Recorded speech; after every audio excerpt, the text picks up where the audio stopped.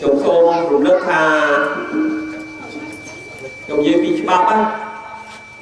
ở đây là cô xong cô chiết quạt thì dê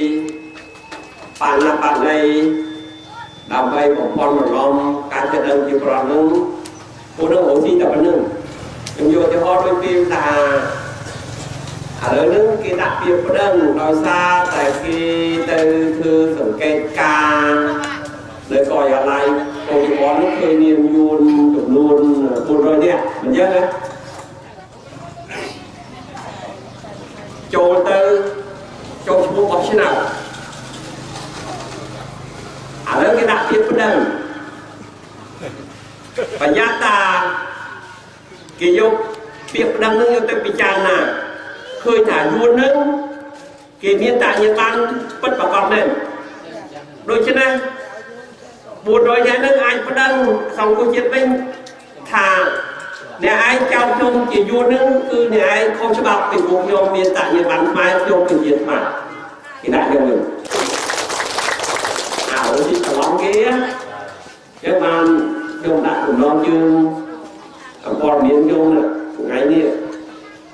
ថាអ្នកដែលទឹកមុនគេគឺអ្នកដែលបាច់ទឹកប្រយ័ត្នចោលយល់ណាអានោះចូលនោះយើងនិយាយអីក៏ដោយយើងធ្វើក៏ដោយយើងមើលច្បាប់សិនឲ្យយើងនិយាយប៉ុន្មានយើងនិយាយទៅប៉ុណ្ណឹង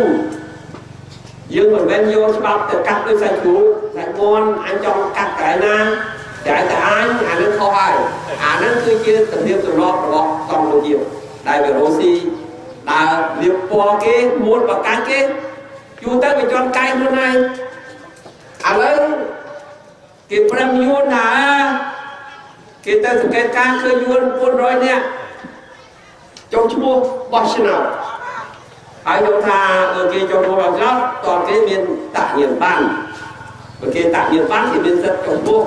ប៉ុន្តែគេមានតាក់ញៀនបានយើងហៅគេយួនគេចាប់យើងដាក់គុកវិញណាពីព្រោះគេជាខ្មែរយល់ហើយណាដល់គេចាប់ដាក់គុកទៅដល់បានស្រែកថាអូនាំនេះធ្វើបាតកម្មអីណាទៀតយល់ណាវាញ៉ៃញ៉ៃចឹងគាត់យល់ហើយចឹងថាខ្ញុំសូមជំរាបគឺអ្វីដែលខ្ញុំស្ដាប់គណៈបកសង្គមជាតិដែលនិយាយឃោសនាបកណាបកនេះគឺសុទ្ធសឹងជាអ្នកមានបំណងអាក្រក់ហើយអត់មានស្រីដើរពីខ្មែរថាគណៈអត់មានស្រីដើរដាក់ច្រាំងឡើងដាក់ច្រាំងឡើងលឿននេះយល់ណានេះឡើងទៅខាងណាទេហើយហ្នឹងខ្ញុំសូមរំលឹកជាប្រដ្ឋទាំងអស់គ្នានៅក្នុងប្រទេសយើងហ្នឹងដែលជាប្រដ្ឋខ្មែរ